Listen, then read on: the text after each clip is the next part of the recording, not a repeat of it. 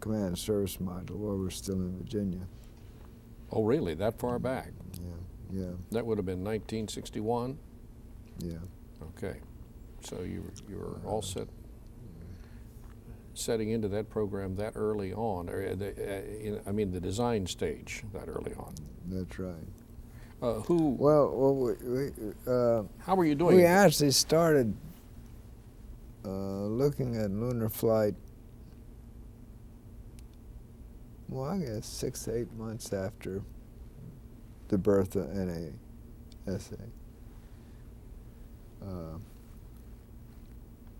I remember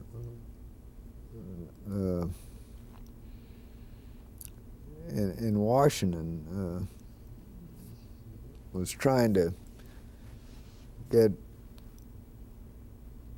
they were just trying to look at the future, you know, understand what was going on. And the administrator, what was his name? First administrator. Webb. What? Not Webb. No, no. This is before Webb. Before that. The guy that came from Ohio. Oh, I know that. Tell me the name. Payne? No, not Payne. Came later. Who was? First administrator. Jesus.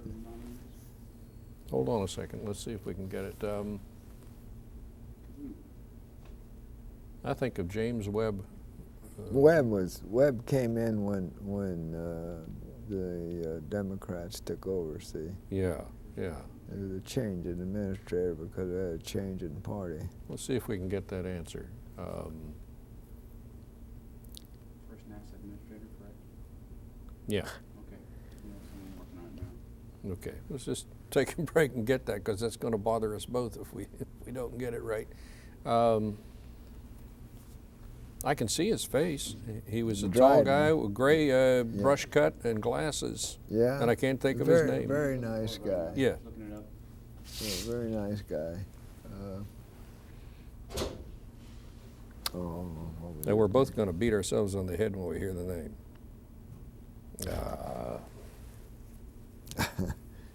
I remember, you know, Dryden was, of course, the deputy when he came in, and Glennon? Keith Glennon. Keith Glennon. Exactly. Good, All right. good for you. All right. Well, let's let pick me it up from let's there. go back to Mercury for a minute. Okay. You know. Are we rolling? Yes. Okay, I fine. think Pat's going to come back in. Okay, let Pat come in just a second. Pat, Okay, here he comes. got it. All right. Let's go. All right, let's go back to Mercury. Yeah. Well, one of the first things he did was he created this group under Bob Gilruth to do the man program. He put Bob Gilruth in charge of the manned space flight, and we didn't call it Mercury that day. We still call it the capsule.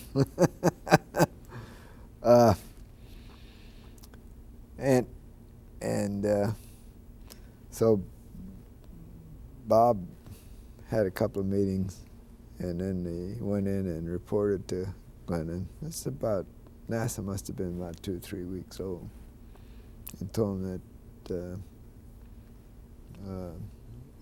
where we were, you know, that we'd selected this capsule shape, and we were going to do this, and we were going to do that, and all that. And finally, Glenn said, well, that's fine, that's fine. He says, now what do you want me to do, Bob?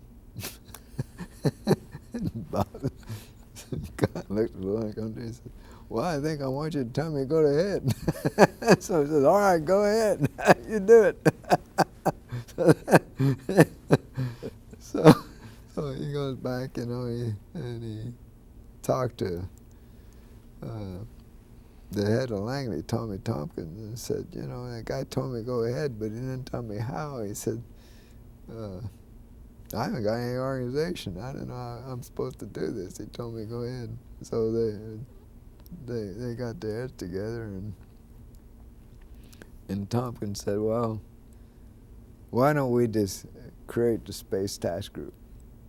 So Tommy Tompkins created the Space Task Group. to do this job, and put Bob Gilruth in charge of it. And out of that? And out of that. And then they got together and they named, I think, 35 people or something like that, by a letter that Tommy Tompkins signed that created this whole thing. And you had this capsule in the wings waiting to go. Yeah. Waiting. Yeah, we knew what we were going to do. You already knew what you were going to do. We just wanted some authority to do it, you know. And we knew who was working on it at that time, so it was not hard to pick out the people, you know. He asked Bob, and Bob asked me. We got all the names on a piece of paper, and they wrote this thing. And it's a famous letter that, you know, the 35 original plank owners, or whatever you want to call them, that created the thing. But then Glennon had a system where he'd have a meeting every month where different people would talk about programs that were being started, the various programs that were being started. And I was asked to tell them how we might go to the moon. How we might end up, what would be a lunar program. And, you know, this was strictly right off the wall at this time, you know, just ask your ideas on how to do this. So I spent a couple hours before I went to Washington that time and thinking about it. And I got up and said, well, the first thing you'd do is you'd fly around the moon. Just fly around it. And told them how much velocity that'd take and all that. And made the typical figure eight drawing, you know. You just go out there and fly by and you'd come on back. And it wouldn't take an awful lot of, we wouldn't go very close to the moon so that we didn't know exactly what the gravity number of the moon was, you know. So if you didn't go too close, chances of getting a pretty good trajectory without too many corrections would be all right. So yeah. Then the next time we'd fly closer.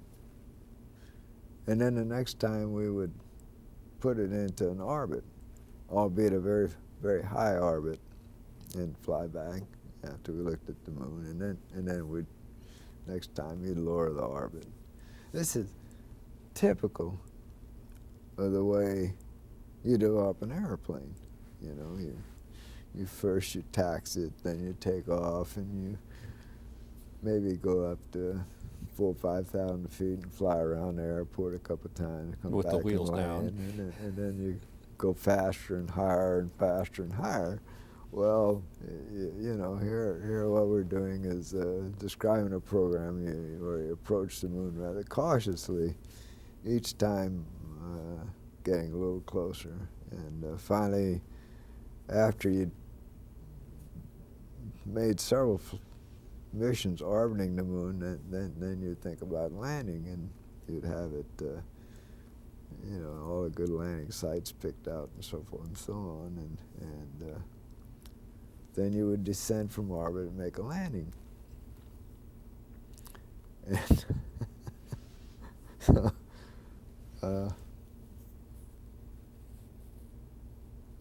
I got finished doing that, and the guy that's head of JPL, what was his name, Bill, anyway, he says, Max, he says, you know, we are working on the Surveyor now. We're just now working on the early stages of the Surveyor. And in the case of Surveyor, we're going to go right at the moon and go straight in and make a landing. It says it's much more straightforward. Why wouldn't you want to use that approach, being as that we'll have already done it a number of times? Why wouldn't you want to do that? Of course, You know what the surveyor does. It comes screaming into the moon at something like about 9,000 feet a second, and when they get about 20 miles high, they turn on the rockets and slow down. Hopefully, they get it all slowed down by the time they get to the surface. If you slow down too high, you use up all your propellant, then you don't have enough to land with. If you slow down too late, you hit the moon before you slow down enough. And all that was going through my mind, you know, like a a fast forward on you know, just buzzing through. And I didn't know what to say. and so I finally said, well, I think we'll think about that, but I don't really think that's going to work too good. That was William and Pickering, von right? Braun picked right up, and he defended and said, yeah, he said, you really ought to think about doing it that way. But see, no one had really thought about how would you land a man on the moon, you know, except perhaps I thought about 3 or 4 hours ahead of time. I think anybody else that thought about it long enough would have come up with it's the only practical way to do it. But anyway, of course, when Shepard flew, and the president said we're going to go to the moon and threw down the challenge, we left out a lot of those steps. But that would have been the way we'd have done it, you know, and that's we've been putting this god-awful race. Did you envision anything of the mammoth size of the Saturn V when you were doing that few hours of thinking about how to get there? Had no idea what size a rocket would take. No, not. I did know that that they were talking about making a very large rocket motor. There was both at that time, of course, von Braun was still in the Army. He was still part of the Army. But both the Army and the Air Force were looking at bigger rockets. In order to, the Air Force, of course, wanted to put a base on the moon.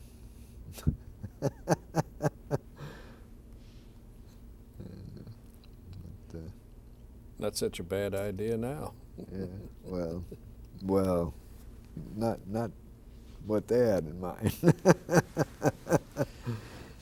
How much input, you say that you were basically most interested in Apollo when you came over to Houston. Mm-hmm. How much input did you have in the Gemini spacecraft? The Gemini spacecraft was... Was it just an extrapolation of Mercury? It was really an extrapolation of Mercury. It was not competed. It was given to what happened was a man named Jim Chamberlain came in. This guy from Canada, from Avro, and he brought a bunch of Canadian engineers with him, which was really a godsend because that put some real experience into the group. But Bob Gilruth put him in charge of the day-to-day managing the Mercury program when he created an organization and put me in charge of what amounted to engineering. Although it was a different title, but it was essentially doing the same thing I ended up doing. But he and the people at McDonnell Douglas were looking at all of the shortcomings of Mercury because, as you point out, Mercury was not a vehicle that was controlled by people, by the occupants. Mercury was a vehicle that just went up and came back down. Didn't do anything except stay in orbit till it's time to come down. And they recognized that They wanted to do more than that. So they conceded to this program, and when Bob Gilder told me about it, I said, well, you know, they ought to have at least 2 people in there. So that was my contribution. I said they ought to have 2 people in there. So they made it bigger and put 2 people in there. And kind of interesting. Jim Chamberlain was he was really kind of he was a force behind the Gemini program, just no doubt about it. But Bob Gilruth liked the idea of 2 people, and he told the McDonald that they ought to have 2 people in there. And Jim was the last one to find out that we decided to put 2 people in there. But he thought it was a great idea too. You know, we had enough. The Titan was going to be big enough to carry, 2 people. Well, now so I have a that- question. That spacecraft was built by the same manufacturer as Mercury, yet Gemini did not use your escape tower. Why was that? Because of the Titan? No. Gemini. Yet Apollo did use your Yes, escape tower. yes. Well, that was somewhat an aberration, and I argued long and strong against what they did, but they did it anyway. Gemini was going to make a landing using a gliding parachute in the original concept. They're going to use a gliding parachute. And they wanted to put ejection seats in it.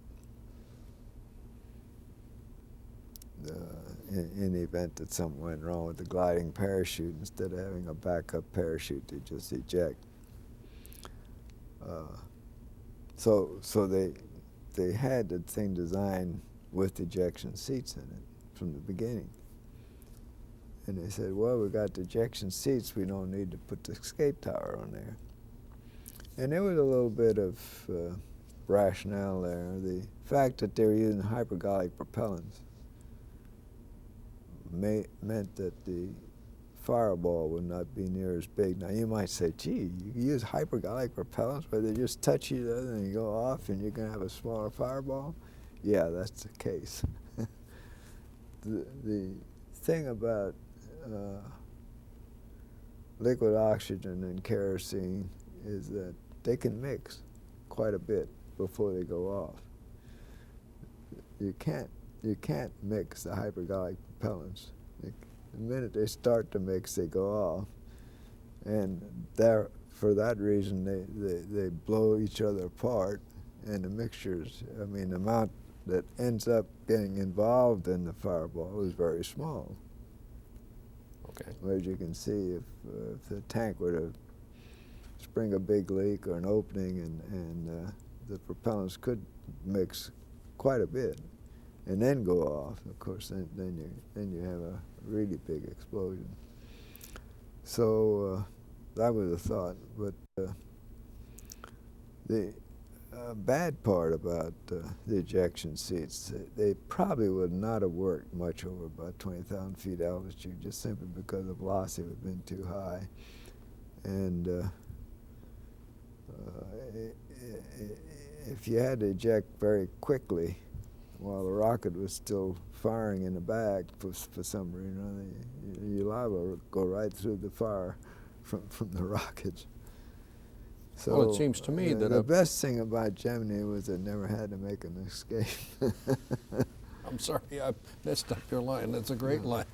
It seems to me. Chris will tell you the same thing. You know, if you ask him what he thinks about the ejection seats, he'll say, well, I'm glad we never used them. It seems to me that a problem on the pad. You need to go on just a second. Let me pull your coat down. Oh, okay. Better rig? Yes. Okay. It seems to me that an ejection on the pad with an impending explosion would probably have killed the astronauts. Or am I figuring that wrong? Because it would have been a lateral ejection. The ejection on the pad would have been quite marginal. no doubt about that. It seemed like, yes, the parachute would open and the man would maybe make 2 swings on a parachute before his feet are on the ground.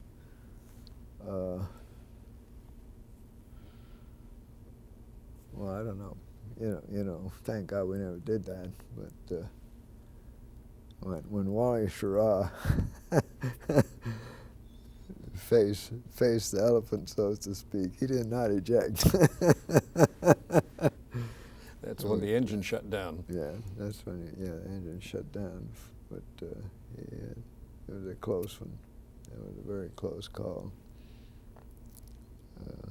Very cool head. Yeah.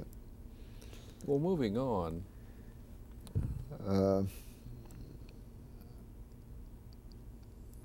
I tell you, the whole idea of Gemini was probably Bob Gilruth's idea more than anything else, and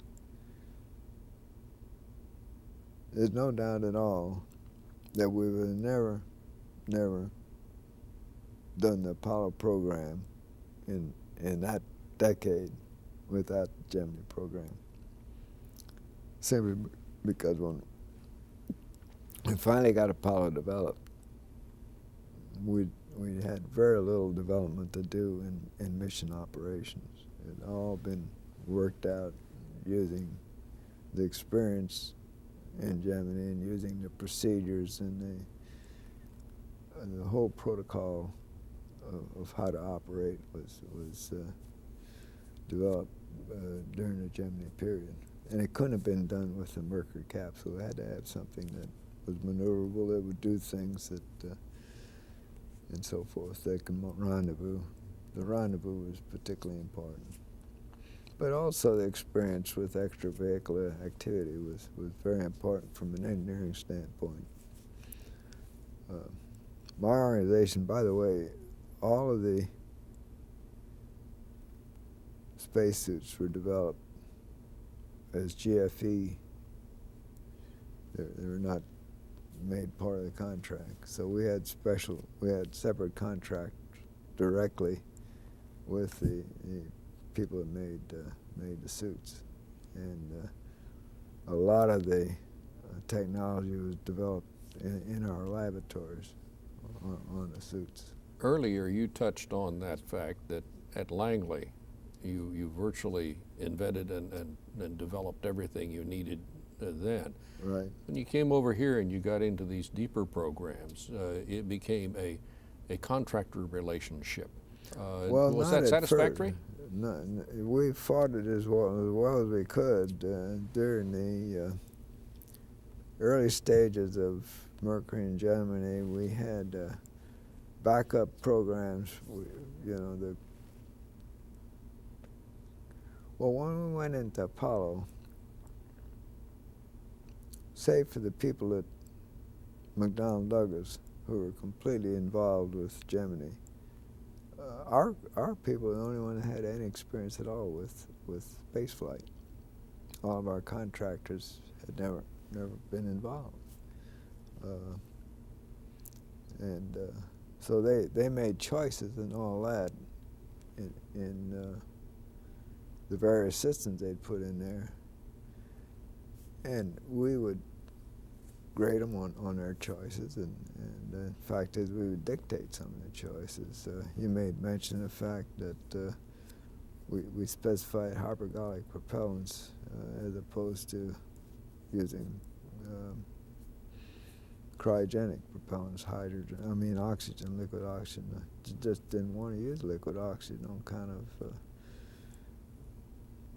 propellant handling is so much more complex, and we were trying to keep things simple so that we had great confidence that the development would be reliable. You only can get reliability. Simplicity and reliability go together like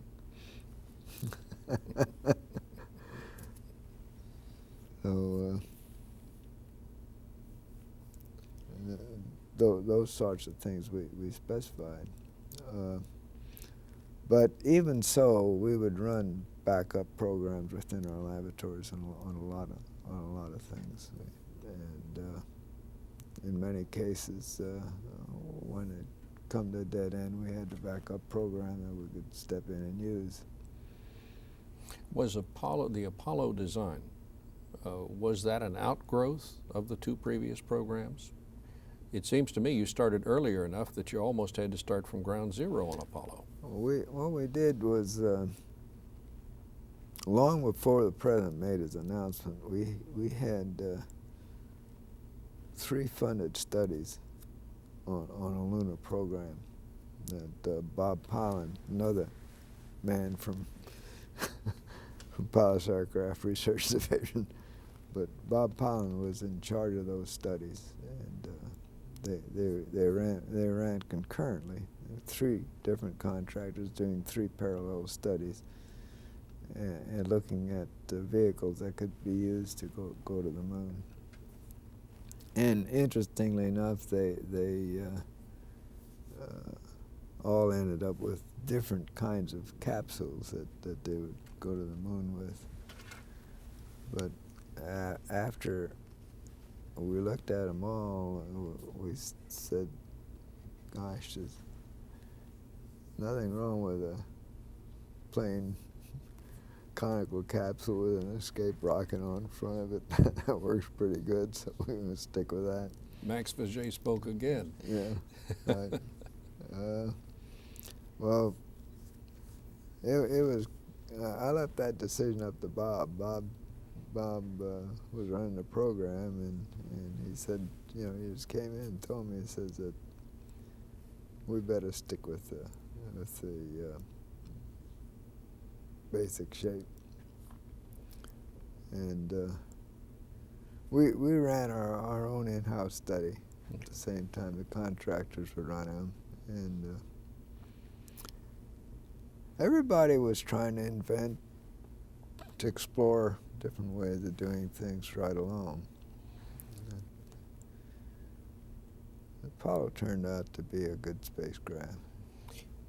The 2-vehicle concept. Now, how did that come about? Well, there are 2 stories on that. There's the one that you'll hear from Bob Siemens and John, what's his name, in Langley.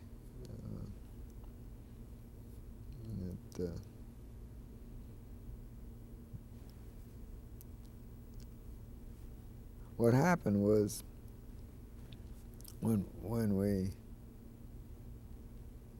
started with off of the idea that we'd be an all-up launch, that we'd launch a vehicle that would go to the moon, land on the moon, come back.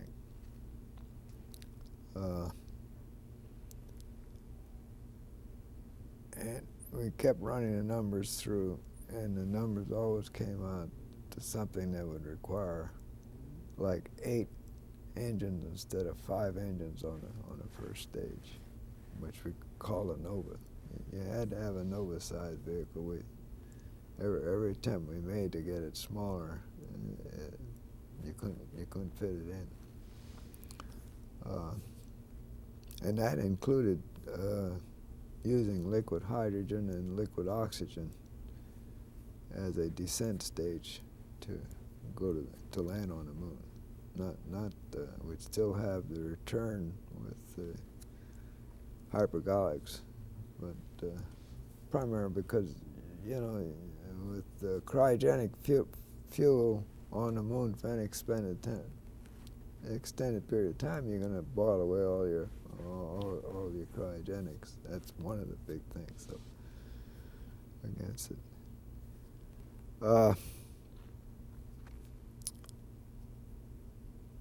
There's lots of stories that go along there. John Hobart, of course, recommended that we use a rendezvous at the moon, and he came up with some numbers that what he was trying to do was show how small it was, and his run, his LEM, which would carry one man down to the surface, was like 3,000 or 4,000 pounds. Well, it turned out it was off by a factor of 10. Of course, we carried 2 people, but the basic idea of rendezvousing at the moon took a little while to sink in. We had to look at it very seriously before we bought it. But the choices were not good. No one wanted to do rendezvous at the moon simply on the basis that that's a pretty ticklish maneuver. You don't have very much control of it, and so.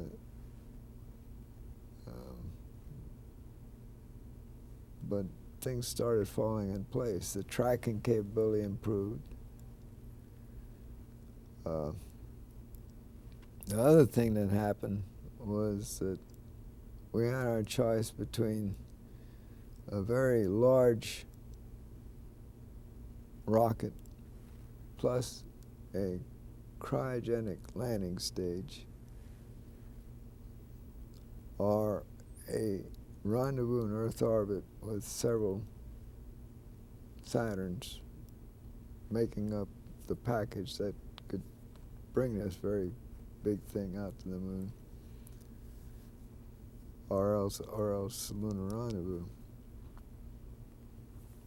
Well, we're also encountering problems with the design of the landing thing. We first thought we'd just have a stage that would land on the moon. It would be sent to the moon. The stage with the capsule in front of it would just land on the moon.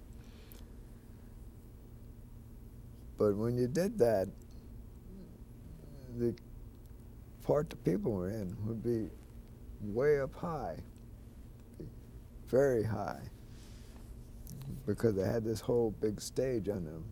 And although it was a high specific impulse stage, the propellants were low density, so it was huge.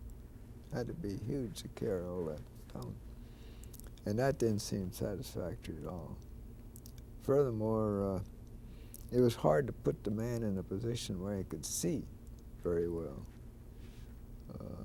We actually had something that looked like a front porch that we put on the side of the capsule that the guy could crawl out in, and that would be jettisoned before entry. That didn't sound very good. We ended up with